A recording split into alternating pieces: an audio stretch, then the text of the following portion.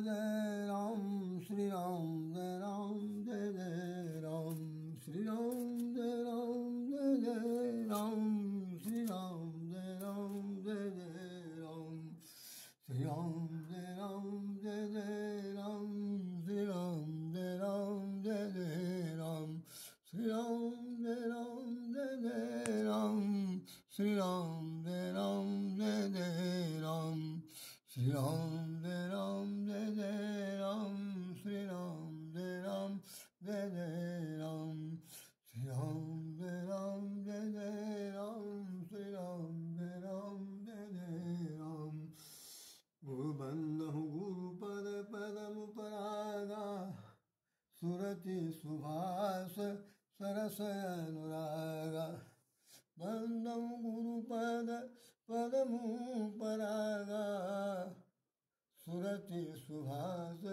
सरस अनुरागा बंधं गुरुपद पदमु परागा सुरति सुभाष सरस अनुरागा तौ पद पंकज गंज गुरुपद पंकज गंज बारूप नरूप हरि महामोह तम पुंज दासु कृपा रविकर निकर बंधु गुरुपद गंज कृपा रूप नर रूप हरि महामोह तम पुंज दासु कृपा रविकर निकर हरि ओम तत्सत् हरि ओम तत्सत् हरि ओम तत्सत् हरि ओम तत्सत् जपाकर जपाकर जपाकर जपाकर हरि ओम तत्सत् हरि ओम तत्सत् हरि ओम तत्सत् हरि ओम तत्सत् हरि ओम तत्सत् हरि ओम तत्सत् जपाकर जपाकर जपाकर जपाकर हरि ओम तत्सत् हरि ओम तत्सत्। ये आज गुरु पूर्णिमा का ये बहुत ही महान पावन पर्व है। वर्ष में एक बार आता है। पूरे माह आषाढ़ मास को गुरु मास के नाम से जाना जाता है और भगवान गुरुदेव भगवान जो है पूरे एक महीने तक अपने शिष्यों पर उस प्रकार से कृपा वृष्टि करते हैं जैसे बादल धरती पर पानी बरसाता है, जल बरसाता है। बादल के लिए एक बात लिखी हुई है कि बरस ही जलद भूमनियराए जथा न वही बुद्धि विद्या पाए। बरस ही जलद भूमनियराए जथा न वही बुद्धि विद्या पाए। इसका हिंदी में अनुवाद है जैसे संस्कृत में जो लिखा हुआ कि विद्या दात विनियम। विद्या जिसको प्राप्त है, विद्या में जो पारंगत है, जो ज्ञान से ओतप्रोत है, वो व्यक्ति की सबसे बड़ी विशेषता यह है कि वो विनम्र होगा, बहुत ही झुक करके प्रणाम करता हुआ चलना चाहेगा।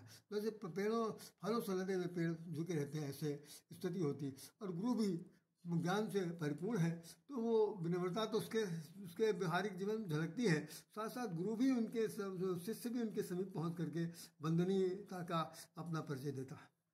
ये आपके सामने जो दिखाया जा रहा, अखबार वालों ने लिखा है कि खामियां मेरी खूबियां गुरु की, खामियां मेरी खूबियां गुरु की। और आज गुरु पूर्णिमा है, बदलते समय में भी कायम है गुरु शिष्य की परंपरा। गुरु की बनाई हुई राह में आसान हुई है पढ़ाई लिखाई। इसके बाद आप देख रहे हैं तमाम सारे शिष्य हैं जिन्होंने गुरु वंदना की है। एक शब्द लिखा हुआ है कि बंधु गुरुपद पदम परागा, बंधु गुरुपद पदम परागा सुरति सुभाष सरस अनुरागा। कि मैं वो गुरु के कमल रूपी चरणों की वंदना करता हूँ जिसके चरणों में पराग है। जैसे कमल के फूल में पराग होता है तो पराग जितना सुगंधित होता है, सुवासित होता है, सरस होता है और अनुरागी होता है, ठीक उसी प्रकार से हमारे गुरु जी भी, उनके चरणों की वंदना मैं कर रहा हूँ क्योंकि उनकी रुचि बहुत ही सुंदर है, उनके विचार बहुत ही सुवासित है, दूर दूर तक सुगंध फैलाने वाले हैं, बहुत ही सरल हृदय हैं और अनुरागी हैं, अर्थात प्रेम की प्रतिमूर्ति हैं। ये इस चौपाई का पूरा अर्थ है। आज गुरु पूर्णिमा पर जगह जगह कार्यक्रम हुए, ऐसा अखबार वाले ने लिखा। ये आपके सामने जो दिखाया जा रहा, देखिए ये हमारे लेख छपे हैं अखबारों में। इन अखबारों में लिखा आप देखिए, गुरु ऐसा चाहिए जैसे सूप सुहाए। आज गुरु पूर्णिमा है, इस विषय पर हमने लिखा है और कहीं आपको मेरा जरूर नाम देखने को मिलेगा कि इसमें हमने नाम अपना लिखा है। ये देखिए, राधे श्याम राधे, संभवतः दिखाई पड़ रहा होगा आपको, राधे श्याम राधे के नाम से ये चल रहा है। और ये छपा था 2009 में, 2009 में छपा था ये। दूसरा हमारा लेख है, इसमें इस लेख में आप देखें मेरा नाम कहीं पर छपा हुआ, गुरु शिष्य कम, यहाँ आप ये देखिए राधे श्याम राधे लिखा हुआ है, और साथ साथ ये है कि गुरु कुमार शिष्य कुंभ है, ये भी गुरु पूर्णिमा पर छपा है।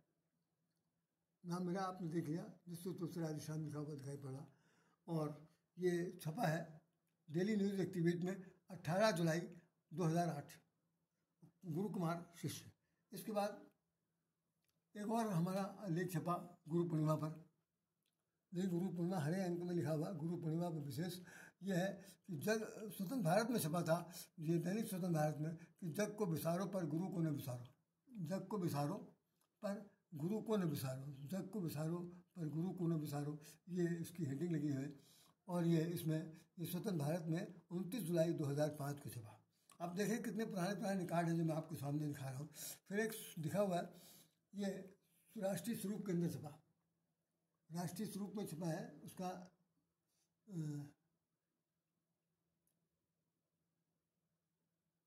राष्ट्रीय स्वरूप दिखाऊँ मैं आपको, यह है राष्ट्रीय स्वरूप, संभवतः राष्ट्रीय स्वरूप है।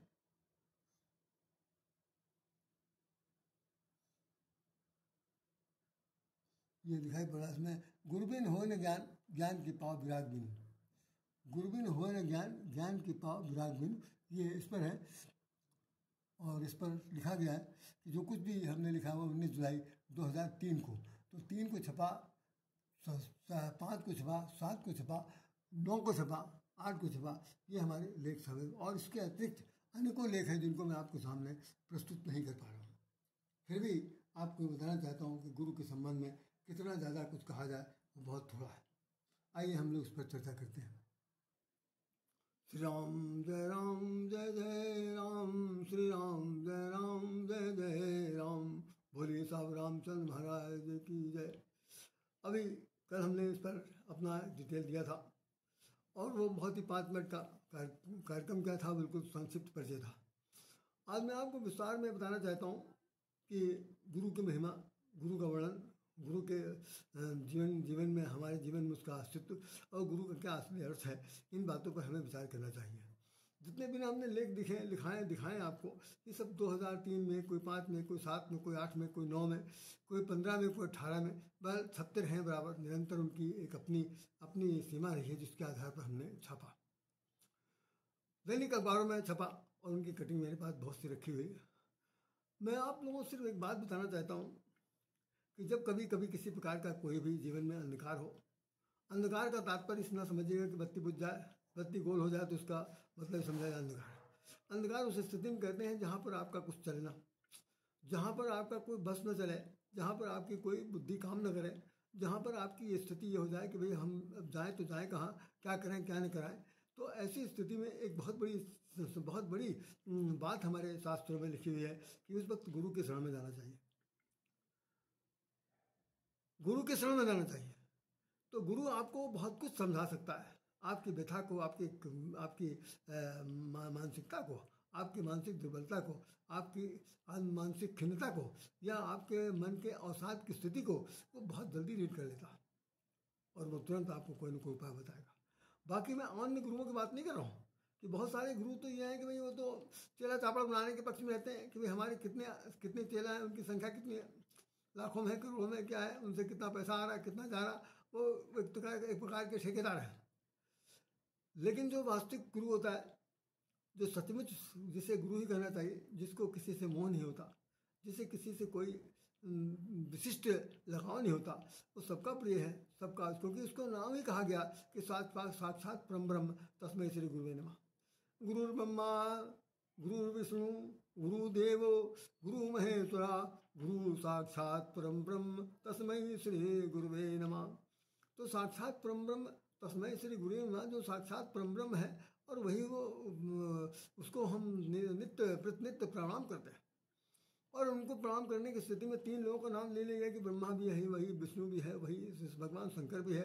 तो इन तीनों देवताओं को त्रिदेव कहा गया।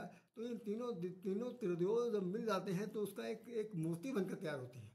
उस मूर्ति का नाम हमने गुरु रखा। गुरु का शाब्दिक शब्द विन्यास कर दिया जाए, अक्षर विन्यास कर दिया जाए तो गु माने होता है रात्रि, गुरु माने होता है अंधकार, गुरु माने होता है घर घोर तमिर तिमिर, और रू माने होता है प्रकाश। तो बिना अंधकार के प्रकाश की कोई परिभाषा नहीं है। अगर प्रकाश ही प्रकाश हो तो अंधकार का कोई परिचय नहीं, और अगर अंधकार है तो अंधकार को मिटाने के लिए प्रकाश की आवश्यकता है। तो मतलब दोनों एक दूसरे के कोटि पूरक हैं, दोनों एक दूसरे के विलोमार्थी हैं। तो जैसे झूठ के साथ सच जुड़ा हुआ है, सत्य के साथ असत जुड़ा हुआ है, हर चीज़ के साथ कोई ना कोई एक विलोम सी चीज़ है, और उसके साथ हम लोग देखते हैं। तो रात है तो दिन है, दिन है तो रात है, सूर्य है तो चंद्रमा है, और धरती है तो आकाश है, सूखा कहना चाहिए कि जल है तो उसका अन्य दूसरा स्वरूप भी है।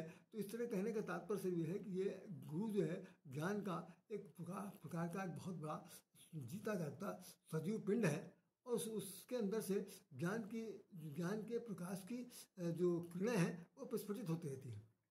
अच्छा, इसको अनुभव कौन कर सकते हैं? बड़ी समस्या है। गुरु सब लोग बना लेते हैं, लेकिन अनुभव कर पाना बड़ा कठिन काम है। कि अनुभव तो तब हो पाता है जब गुरु के सानिध्य में आप बैठते हैं और रात दिन आप उनको निहारते रहें, भले ही वो आपको ना निहारें। तो कभी कभी ऐसी स्थिति आ जाती है कि गुरु स्वयं आपसे पूछता है, भैया ठीक हो, कोई समस्या? और आप कुछ ना बताएं, कुछ भी ना बताएं, और गुरु स्वयं ही आपको अपने समीप बुला ले, बैठा कर कहे, सिर पर हाथ रख दे, भाई शाम चिंता न करो, हम तुम्हारे साथ, कोई समस्या हो बताओ। इतना कह देना माता पिता का ही काम है। तो माता पिता गुरु तीनों एक श्रेणी में आते हैं। भगवान शंकर के लिए कहा गया है, सावन का महीना शुरू हो गया, कहा गया गुरु पीतु मातु महेश भवानी, गुरु पीतु, सबसे पहले गुरु आया, गुरु पीतु मातु महेश भवानी, प्रणव दीन बंदो दीन दानी। वही माता पिता गुरु है, और वही दीन दुखियों का हितकारी है। हम ऐसे गुरु को ऐसे माता पिता को बार बार प्रणाम करते हैं। तो भगवान शंकर के लिए ये बात तो कह दी गई। इससे पहले हमने आपको बताया होगा कि तुम त्रिभुवन गुरु वेद बखाना, तुम त्रिभुवन गुरु। वैसे 14 भुवन है, वह 3 लोक में 14 पार्टीशन है, इसमें 14 भुवन है। 14 भुवन के मालिक कौन है? सिर्फ भगवान राम, जिनका नाम श्री हरि है, भगवान विष्णु है। तो 14 भुवन के मालिक श्री हरि भगवान राम है। तो लिखा हुआ है रामचरितमानस के सुंदरकांड में, देख लीजिएगा कि 14 भुवन एक पति होई, 14 भुवन एक पति, 14 भुवन है और एक मालिक है, एक स्वामी है, एक पति में स्वामी, पति में यहाँ पति पत्नी नहीं, पति में स्वामी। और उन 14 में से 3 निकाल दीजिए तो त्रिभुवन गुरु हो गए। तो 3 भुवन के गुरु भगवान शंकर है, और उनके तीनों भुवन के नाम के लिए नामित कर दिया गया। तो वेद पुराण ये बात कहते हैं, तुम त्रिभुवन गुरु वेद बखाना, वेद बखानते हैं। और बाकी 11 भगवान के पास है, भगवान विष्णु के पास है, भगवान श्री हरि के पास है, श्री जगत गुरु श्री कृष्ण के पास। तो कुल मिलाकर के 14 भुवन में 3 गुरु के वह हैं, भगवान राम गुरु हैं, भगवान श्री कृष्ण गुरु हैं, और शंकर भगवान गुरु हैं। ब्रह्मा जी का भी नाम आता है, गुरु ब्रह्मा, गुरु विष्णु, गुरु देवो महेश्वरा। लेकिन गुरु का शब्द इतना प्रयोग नहीं होता ब्रह्मा के लिए जितना अन्य लोग नहीं होता। तो बात सिर्फ यहाँ जो वास्तव में चल रही थी कि भाई गुरु करते किस तरह से, हमारे ये तीनों गुरु करते क्या है? कि भाई एक का ब्रह्मा का काम सृजन करना है, भगवान विष्णु का काम पालन करना है, और भगवान शंकर का काम संहार करना है। तो सृजन का काम जो है, जिस वक्त ब्रह्मा के रूप में होते हैं, मतलब बाल्य जीवन, बाल्यावस्था, ब्रह्मचर्य आश्रम, अध्ययन का समय जो हम लोगों का होता है, वो वास्तव में ब्रह्मा की तरफ से मिला हुआ था। तो ब्रह्मा की जिस तरह से 25 वर्ष तक हम लोगों को पढ़ाया लिखाते हैं, गुरु जी शिक्षक साक्षर बनाते हैं, तो उसमें हमें सृजन की विधि बताए, उठना बैठना, खाना पीना, चलना फिरना, तीज त्योहार व्यवहार, आचरण, समाज शास्त्र, नागरिक शास्त्र, अर्थशास्त्र, धर्मशास्त्र, राजनीति शास्त्र, धर्म, और जितने भी शास्त्र हैं उन सभी शास्त्रों का पूरा अध्ययन, विज्ञान, सारा अध्ययन ये गुरु आश्रम में मिलता है। सब प्रकार धनुर्विद्या भी गुरु आश्रम,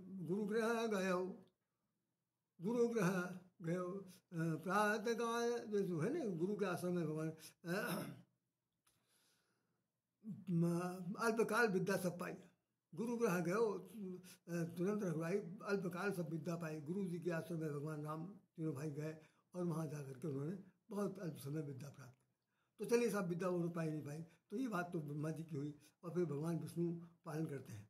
तो हम लोग जब पदार्पण करते हैं तो हमारे यहाँ वर्ण अवस्था बताई गई है कि 25 वर्ष के बाद 26 से लेकर 50 का समय जो है ये वो गृहस्थ आश्रम का है। इसमें विवाह हो जाएगा और घर गृहस्थी बसेगी, तरह तरह की समस्याएं आएंगी, संतानोत्पत्ति होगी, उनके पठन पाठन का काम होगा और तरह की जिम्मेदारियां निभाने के लिए आपको ये अवसर होता है। कैसे पालन किया जाना चाहिए ये भी गुरु विद्या ही सिखाती। वो 25 वर्ष के अंदर सिखा दिया था। तो 25 साल तक भगवान विष्णु बनकर गुरु जी आपको साक्षर करेंगे, रास्ता दिखाएंगे। उसके बाद संहार का आता। संहार करना का तो शाब्दिक करते मार डालना, संहार करना मार देना, वध करना, मिट्टी मिला देना, खत्म कर देना।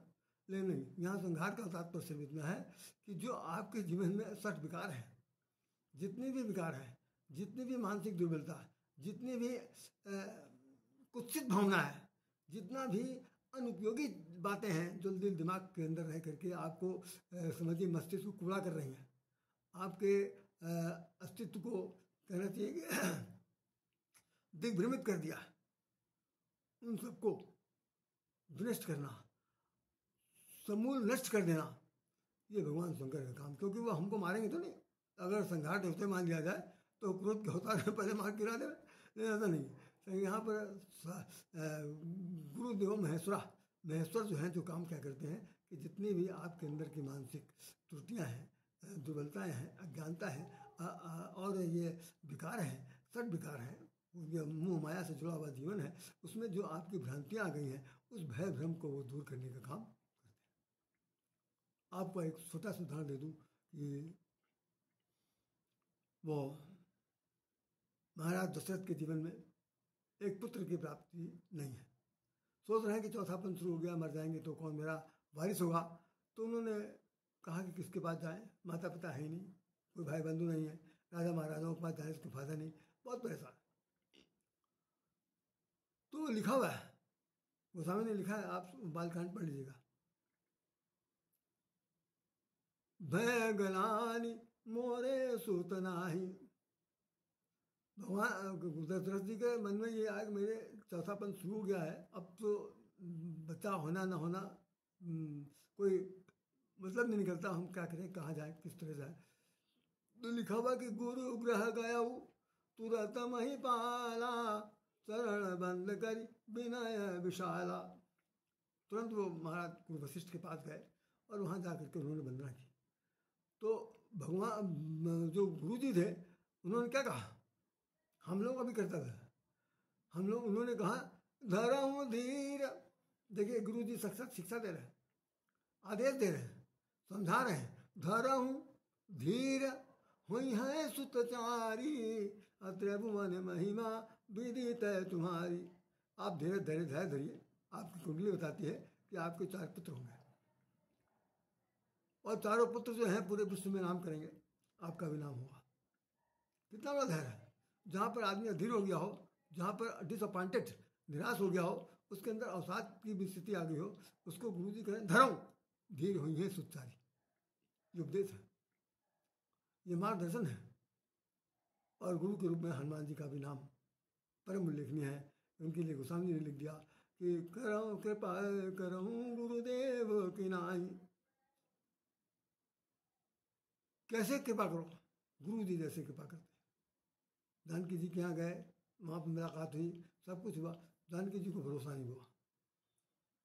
कनक भूद्राकार शरीरा, समर भयंकर अति बलवीरा, सीता मन भरोसा तब भयऊ, पुनि लघु रूप पवन सुत लयऊ। देखिए भरोसा दिला रहा है, किसी को धैर्य दिलाया जा रहा है, किसी को भरोसा दिलाया जा रहा है। ये सब काम गुरु जी करते हैं, बाकी कोई वो चलते फिरते लोग नहीं कुछ कर सकते। वो आपको मार्गदर्शन क्या करेंगे, अब मैं क्या बताऊं भैया, जो करेंगे वही जानते हैं, हम कुछ नहीं। मैं तो सिर्फ इतना बताना चाहता हूँ कि गुरु का काम यह है कि आपके भटकते हुए मार्ग को, आपको विचलित होते हुए मार्ग को मार्गदर्शन करके आपकी तरफ लाता है। तो जैसे मैं चौपाई कुछ पढ़ दूँ, जो आज मेरे ख्याल ख़त्म भी हो रहा है, कि 1 सेकंड 1 मिनट। बांधो गुरुपद कंज कृपा सिंधु नर रूप हरि, महामोह तम पुंज जासु बचन रवि कर निकर। मतलब मैं उस गुरु के चरण कमलों की वंदना करता हूँ जो कृपा का सिंधु है और नर रूप में, मनुष्य रूप में भगवान श्री हरि है। जो श्री हरि है वही मनुष्य रूप में गुरु बनकर आया है और उसके कमल रूपी चरणों की वंदना करता हूँ। जैसे आप एक दोहा आपने सुना होगा, कई बार सुनते हैं कि गुरु गोविंद दो खड़े काके लागो पाँव, बलिहारी गुरु आपने गोविंद जो बताया। गोविंद से उन्होंने पूछा आप दोनों लोग खड़े हैं, इनमें से कौन सबसे श्रेष्ठ है, बताइए किससे पैर छुए। पहले भगवान के छुए कि पहले गुरु के छुए। भगवान ने तुरंत संकेत कर दिया कि नहीं, पहले गुरु के पैर, क्योंकि गुरु नहीं तो मेरा परिचय कराया, नहीं मुझे कौन जानता। तो गुरु ही भगवान से मिलाता है, गुरु ही भगवान के प्रति शरणागत कराता है, इसलिए गुरु की वंदना सबसे पहले की जानी चाहिए। ये भगवान राम ने स्वयं गोविंद ने कह दिया। तो यहाँ पर लिखा है कि गुरु के चरणों की वंदना की जानी चाहिए, जो भगवान हरि के रूप में है, जो महामोह तमपुंज, जो महामोह सबसे ज़्यादा मोह रूपी अंधकार संसार में यदि है हमारे आपके जीवन में, तो उसके वचन सूर्य की किरणों के समान है जो अंधकार को दूर कर देते हैं। जैसे ही सूर्य की किरण आती है तुरंत अंधकार दूर होता है। बीती विभावरी जागरी, जयशंकर प्रसाद ने लिखा था कि बीती विभावरी, रात्रि खत्म हो चुकी है, जागरी जागो। हम लोग के जीवन में जगाने का काम अगर कोई कर सकता है, जगाने का काम मतलब जाग तो नहीं है, जगाने का काम ये है कि अभी तक मस्त बैठे हुए हैं, अचानक जब आप आ जाएगी तो अगल बगल झाँपेंगे, आमने सामने झाँकेंगे, इनसे उनसे पूछेंगे, कोई सहारा नहीं देगा, कोई माइकला सहारा नहीं। उस स्थिति में ये है कि आपको जागते रहना है, जगाते रहना है। तो जगाते रहेगा भगवान श्री हरि हो सकते हैं। तो कहा जाता है कि गुरु जी जो हैं ऐसे हैं। गुरु क्या है? गुरु एक आकर्षण है, गुरु एक चुंबक है। चुंबक में क्या है? जो नॉन मटेरियल, जो नॉन चुंबक है, क्या कहते हैं, मैग्नेट है, जो कच्चा धातु है, उसको आकर्षण करने की क्षमता है, उसके अंदर प्रकाश की अद्भुत क्षमता है। गुरु एक आकर्षण है, गुरु एक प्रकाश है, गुरु प्रकाश बिंदु है, गुरु सूर्य है, गुरु गुरुत्वाकर्षण शक्ति है। गुरु के अंदर अद्भुत अपार सागर है, और गुरु जो है ऐसा सागर है जिसके बारे में कुछ लिखा नहीं जा सकता। कबीरदास ने कहा कि पूरे सागर, 7 सागर को मिला करके उसकी शाही बना दे, 7 समुंदर मत्स्य करूँ, 7 समुंदर को वो शाही बना दूँ। कलम करूँ बन रहा है, जंगलों को काट करके एक बड़ा भारी लंबा चौड़ा कलम बनाए, और उसके बाद हम गुरु की महिमा लिखना चाहें तो गुरु महिमा लिखा न जाए। कबीरदास जी कहते हैं गुरु की महिमा का हम वर्णन नहीं कर सकते। और गुरु ऐसा चाहिए, गुरु ऐसा चाहिए जैसे सूप सुहाए, जय गुरु ऐसा चाहिए जैसे सूप सुहाए, और सार गही रहे थोथा दे ही उड़ाए।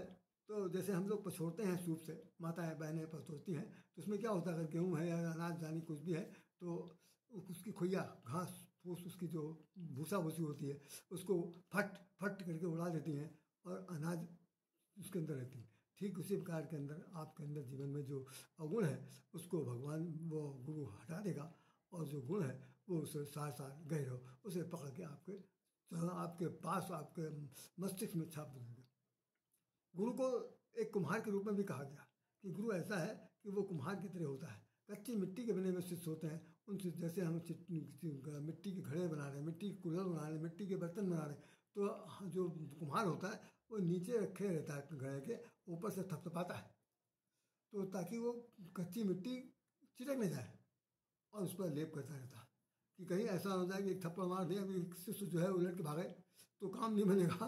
तो शिष्य को पकड़े रहना है, शिष्य को ज्ञान भी देना है। तो उसी प्रकार से जैसे कच्ची मिट्टी को अंदर पकाया जाता है, उस आमे में सजाया जाता है, तब जाके पक्का होता है, तो ऐसे कहा जाता है। गुरु को बनाने के लिए उनको बड़ी कठिनाई समझ होती है।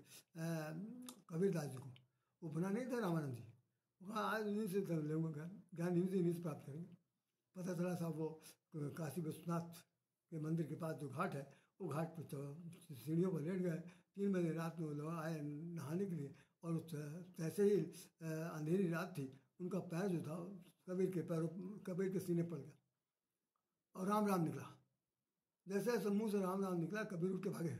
कौन कौन कौन? कबीर बोले, मैं मिल गया मिल गया मिल गया, मंत्र मुझे मिल गया, मंत्र मुझे मिल गया। रामानंद समझ गया कि तो कबीर है, तो कल सभा में आना। कबीरदास जी सभा में गए, बैठ डरते रहते, हाथ जोड़े हुए गए।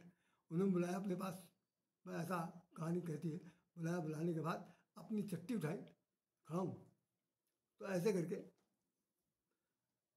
ये हाथ है, इस पर रख करके, और ये साथ में चट्टी है। राम राम राम, जाओ, अब तुम्हारा मंत्र दीक्षा पक्की हो गई।